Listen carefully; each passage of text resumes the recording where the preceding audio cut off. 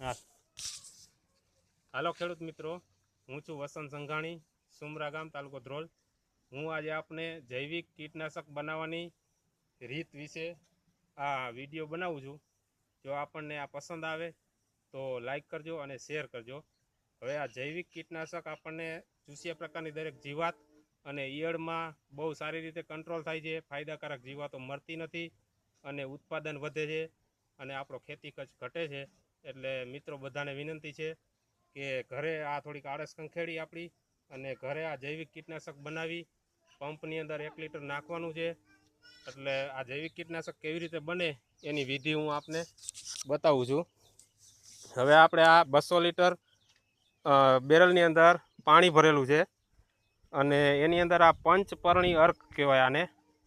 એટલે પંચપર્ણી અર્ક કેવી રીતે બનાવવો એના માટે સૌથી પહેલાં આપણે આ કરેંજ અને બેશરમ, જેને આપણે કણજી કહીએ છીએ, એના પાંદડા બને તો બારીક ભૂકો કરી લેવો, કટકા કરી લેવા.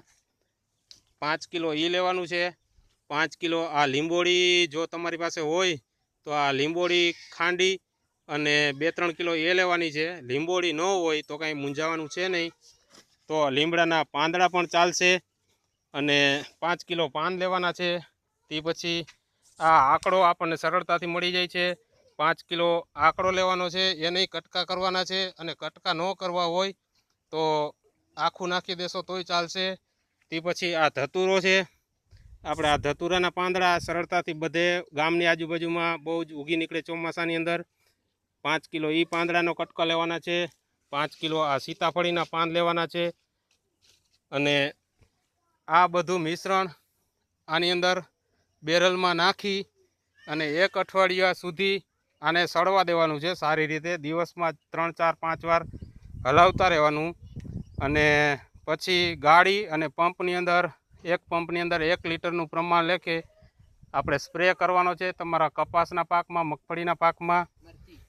અને આ દ્રાવણ જો તમારે તાત્કાલિક છાંટવું હોય બીજા જ દિવસે, તો આ બધી વસ્તુનો ઉકાળો બનાવવાનો, સારી રીતે ગરમ કરવાનું, 50% પાણી બળી જાય ત્યાં સુધી, અને પછી સ્પ્રે કરવાનો છે.